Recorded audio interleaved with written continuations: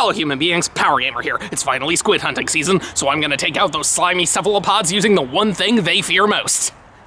Paint! Turns out squids are tougher to find in this area than I thought. So, if I can't hunt for sport, I will hunt for honor. Splatoon, the only cultural impact left by the Wii U. Yeah, it's safe to say that this console didn't do so well, and that's being generous, so it was surprising that Nintendo put so much focus into a brand new IP, and said brand new IP was one of the best-selling games on the system. But I guess they figured they had nothing to lose at that point. The game originated from a prototype made in 2013 by developer Shintaro Sato, who had previously been a developer for the Animal Crossing series. He created a 4v4 ink-based territory game and showed it to the management team at Nintendo. They approved of making it into a full game, so the developers started to expand on the concept, adding the ability to hide in the ink, and they really wanted to include squids, because that just makes anything more interesting. They had to go through a lot of revisions in order to make the game feel interesting, and work out how to incorporate squids that could hold weapons, since they were really banking on that squid market, but didn't want to just make human-squid hybrids, since that rarely turns out super well. Eventually settling on making people that could just turn into squids, surprised they didn't think of that sooner. And they also wanted the game to have interesting sound effects, so they made most of them by literally pounding slime, which is hilarious. While it was primarily developed by Nintendo's main team, they were also assisted by Monolith Soft, the developers that made Xenoblade Chronicles, because these just go hand in hand. It was first shown off to the public at E3 2013, with a demo being playable on the showroom floor, and further information was revealed later in the year. Splatoon was released for the Wii U on May 28, 2015 in Japan, with the rest of the world getting it in the following days. It got pretty positive reception upon its release, although it was criticized a bit for lacking content, but that was later rectified by Nintendo releasing more stuff via free updates throughout the year. It also managed to sell 4.95 million copies, making it the 6th best-selling Wii U game of all time. Not bad for a new property released on a failed console. But of course this was just the beginning, as the game got 2 sequels that were both released for the Switch in 2017 and 2022, respectively. Like many people, I never had a Wii U growing up, so I missed out on Splatoon initially, but I saw commercials for it and thought it looked like a lot of fun, so I did snag the 2 sequels when they came out, and I really enjoyed them. And with the Wii U's online server shutting down soon, I figured it's now or never when it comes to playing the original. So I did the unthinkable and proved to the world that I am not a person who will make wise financial decisions.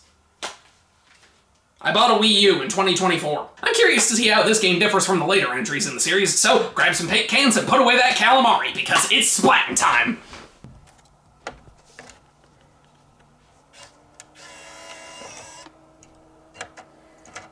Upon starting up the game, you have to choose between a boy or a girl, so I'll just go with the boy. Splatoon takes place in a world full of people known as Inklings. They have the power to transform into squids and use weapons that spray ink everywhere. After a brief tutorial section, you arrive in the town of Inkopolis, where you see a news broadcast from Callie and Mary, very clever, 2 pop stars known as the Squid Sisters, who are also news reporters for some reason. It's not often you see celebrities being a part of the media instead of being harassed by it. The Squid Sisters explain that the #1 game among Inklings is ink battles, and encourage you to join in the fun. But they also report that the great Zapfish, which is the source of the city's power, has gone missing, as well as a bunch of smaller Zapfish. When the broadcast ends, you're free to explore anywhere you want. You can go to the main lobby to play some online multiplayer battles, or you can follow this old guy through a manhole, which leads to the single-player campaign. Here, the old guy introduces himself as Captain Cuttlefish, the leader of a resistance group that protects Inkopolis. He tells you that the Zapfish have been captured by longtime enemies of the Inklings known as the Octarians, so he gives you the title of Agent 3 and asks you to help get them back. Obviously, this game is more about the multiplayer, so the story mode is very basic, but it's still pretty charming. The writing from the captain is really funny, and there's a surprisingly large amount of lore in this world, which I always appreciate. Throughout the story mode, you can collect these scrolls that give you information on the history of the Inklings, and learn that they're actually humans that evolved from squids over thousands of years after the humanity we know went extinct,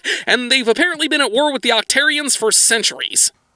This is a kid's game, right? Well, before we have an existential crisis over that, let's move on to the visuals. This game looks fantastic. The colors are so vibrant, and the ink just pops so well against the environments. They may look a bit simple, but it fits perfectly with this game's art style. I love the designs of the Inklings, and the character animations are wonderful. It also has an absolutely killer soundtrack. It's so weird and funky, which just goes hand in hand with this world's vibe. And there's no voice acting. Characters will just make generic sounds that vaguely sound like talking, kind of like Animal Crossing. Now, as for the game, it varies a bit depending on if you're playing single player or multiplayer, but the general feel is the same. It's a third-person shooter with minor platforming elements. You have a variety of weapons at your disposal, but the default one is the ink shooters. They fire straight ahead and cover the area with ink. Aiming is primarily done with the right joystick, but you also have the option to use the Wii U gamepad's gyroscope, and honestly, I like it. It can be a bit annoying having to keep your hands in a specific position, but the motion controls help you make more minor movements, which can be more precise than just an analog stick. Plus, pushing the Y button resets the camera in case you need to reposition yourself. But thankfully, if that's not your playstyle, you can turn them off and have a more traditional original control scheme. And yes, the gamepad is mandatory for this game. Once your ink is sprayed, you can press the ZR button to turn into a squid, which allows you to swim through the ink. This is crucial to the gameplay, since it serves multiple purposes. You move faster and can hide from enemies. If you spray it on walls, you can climb upward. It allows you to make larger jumps with the X button, and this is how you refill your ink supply, so if you run out, you have to become a squid. I think this is a really fun gameplay mechanic, since it adds more strategy to the multiplayer and allows for really cool level designs in the single player. That's how the game in general works, but now let's get a bit more specific with the different modes. I'll start with the story mode, since that gives you a nice warm-up for later. The story mode has you travel around small areas looking for these kettles you have to reveal with your ink. After you hop inside, you're placed on a small platforming level where you have to make your way to the end while avoiding obstacles and enemies. After the end of the level is a zap fish, which you need to break free by shooting it. Once you collect all the zap fish in an area, you fight a boss. Upon beating it, you can move on to the next area, and each level has a scroll hidden in it, which, like I said earlier, gives you some backstory on the Inklings. The levels have a wide variety of obstacles to deal with, including moving platforms, grates you have to swim through, and these giant robots that rain down ink of a different color. You also have a bunch of enemies that shoot at you. Many times you'll find these launch pads, which shoot you over to the next section. Each level has a bunch of checkpoints in them, and when you die, you lose a section of your life bar. There's 3 sections total, but you refill one whenever you pass a checkpoint. If you lose all 3, though, you die and have to start the level all over again. The gamepad even displays a map which can help you navigate. In the level, you can collect these orange orbs by finding them in the open, killing enemies, or breaking these crates. These can be used to purchase upgrades in between levels. You can upgrade your gun's strength, increase your ink supply, or purchase one of 3 bombs. Splat bombs, which explode after a few seconds,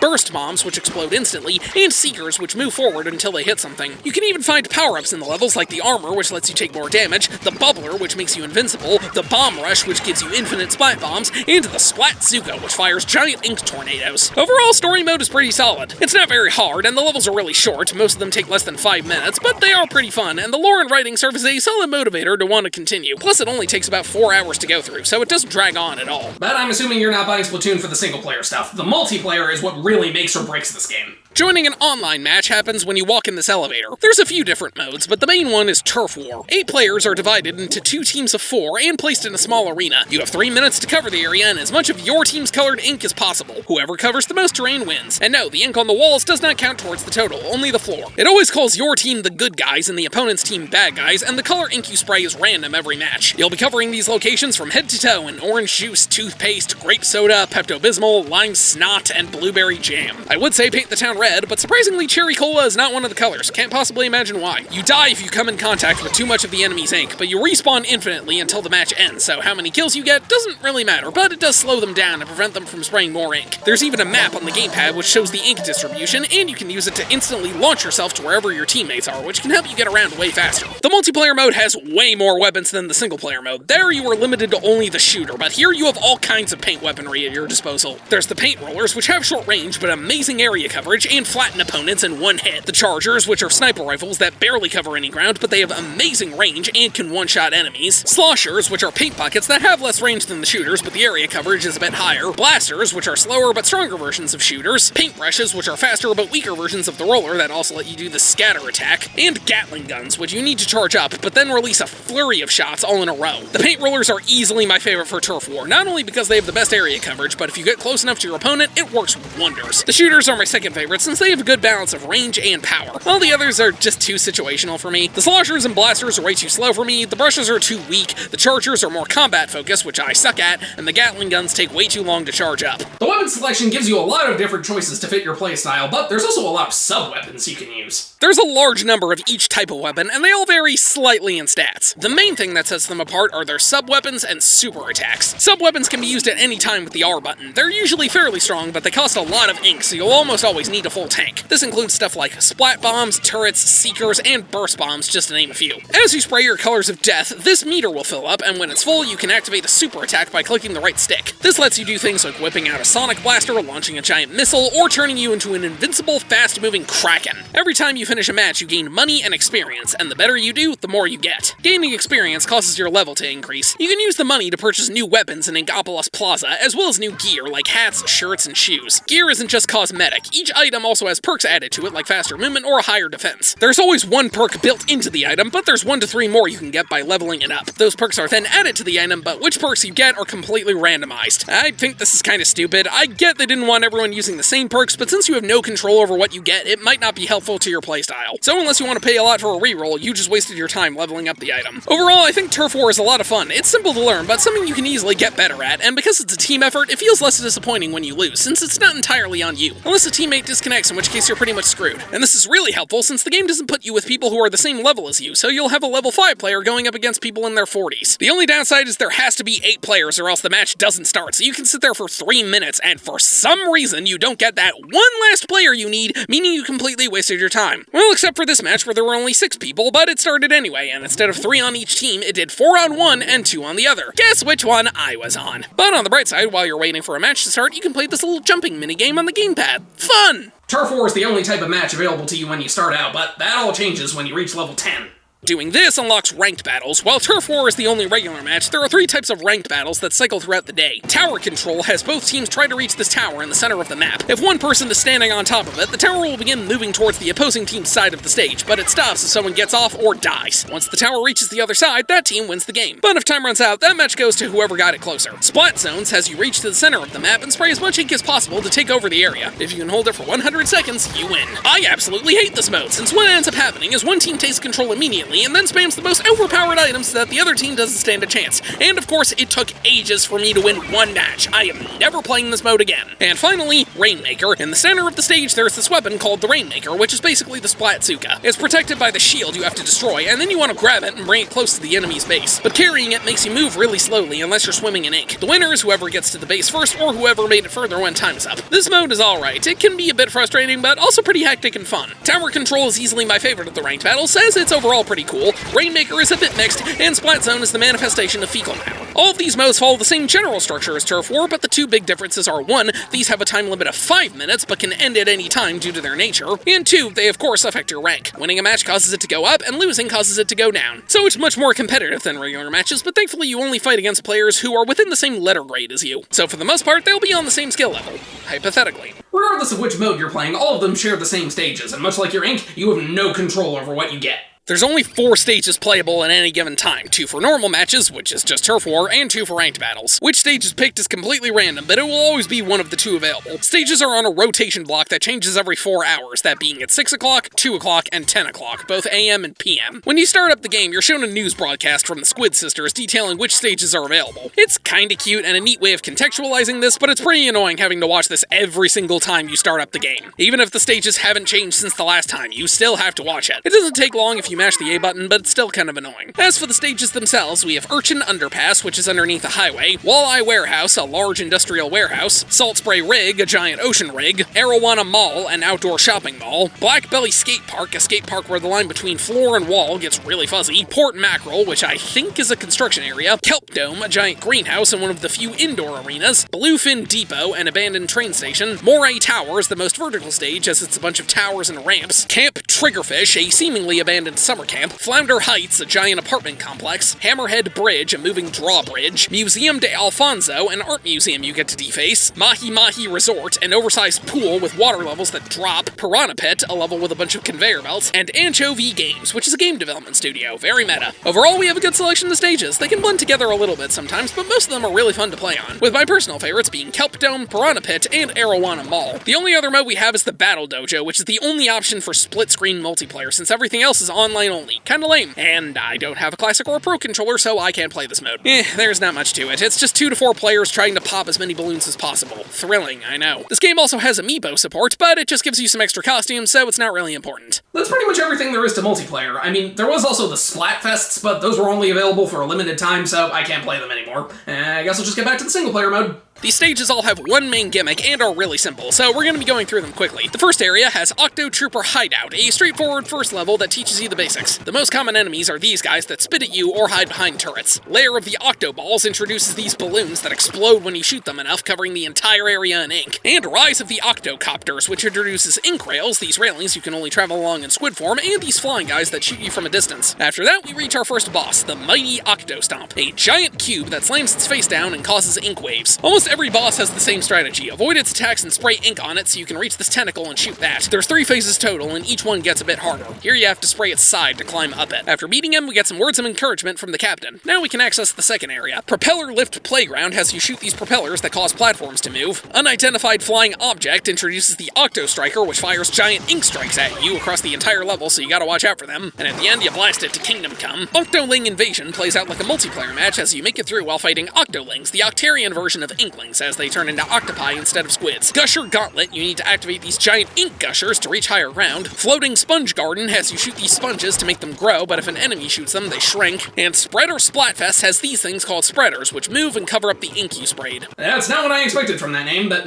whatever. Next boss is the dreaded Octo Nozzle. It's a giant turret that shoots balls at you, and you need to hit these targets, then go up the side to reach the tentacles. We get another call from the captain, and hear a strange voice come in on the radio feed. Third area, Ink Visible Avenues. Many of the platforms are invisible, and you have to spray them with ink to figure out where they are. Shifting Platforms has moving platforms, and you have to go squid mode to slip through these gates. Flutter Junkyard has these rain robots, and you have to avoid being spotted, because if they catch you, it's instant death. Octoling Assault is just another Octoling stage, but in a different location. Inkrail Skyscrape is a more difficult Inkrail level, and Undeniable Flying Object is another Octo Striker level. Boss time, the Rampaging Octo World. It's a giant ball that spins and rolls around, spraying ink everywhere. You want to spray the ground and make him roll into it so he gets stuck and exposes his tentacle. That sounds like an innuendo. We get another call from the captain, who says he'll introduce you to Agents 1 and 2 soon, but then he appears to be captured by that strange voice. Well, that's not good. Fourth area, let's go. Propeller Lift Fortress is another propeller level, but it also has some ink rails. After beating that, we get a call from Agents 1 and 2 who take over for Captain Cuttlefish. Octoling Uprising, our third Octoling level. Tumbling Platforms. This level has a bunch of rotating platforms, so you need to make good use of your wall ink. Unwelcome Flying Object, another Octo Striker level. Spinning Spreaders, I think that title speaks for itself, and Octo Sniper Ramparts. You have to watch out for these Octo Snipers because they one-shot you instantly. Now for the boss, the Ravenous Octomaw. It's a giant robot worm that crawls underground, and you have to shoot all of its teeth and then throw a splat bomb in its mouth so that its jaw flaps open. Pretty brutal. Agents 1 and 2 call again, and we see the mysterious stranger who they scream at. This leads to the fifth and final area. Starting with Pinwheel Power Plant, you just have these spinning grates you have to slip through. Unavoidable Flying Object, our final Octo Striker level. Octoling Onslaught, our final Octoling level. Spongy Observatory, another sponge level. Wow, we haven't seen that for a while. Far-Flung Flutters, another Rainbot level. And our final level is Splat Switch Revolution. It's filled with these blocks that have switches on them you need to shoot to make them rotate. It's pretty cool, and it ends with an Octoling ambush. After that, we reach the final boss, the Octobot King, who's actually an Octarian musician known as DJ Octavio. This is the longest fight in the game by a lot, as it takes as long as a full level. You pretty much have to shoot whatever he throws at you as he keeps moving back, and then you follow along the path. He starts with these skull rockets and giant fists that punch him after you shoot them enough. Then he fires 3 giant missiles, and you have to hit all of them to move on. He adds a sonic laser into the mix, and then he starts summoning enemies you have to fight. During the last phase, the other agents take over the music, and Captain Cuttlefish breaks free and reveals that they're his granddaughters, the Squid Sisters. This leads to one final chase, which culminates in you just blasting the juice out of him. He explodes, and the Squid Sisters give an emergency broadcast revealing that the Great Zapfish has been returned and Inkopolis is saved. We then get this really interesting credit sequence where you have to reveal the credits yourself by spraying them with ink. And beating story mode unlocks some extra gear for the multiplayer. Neat!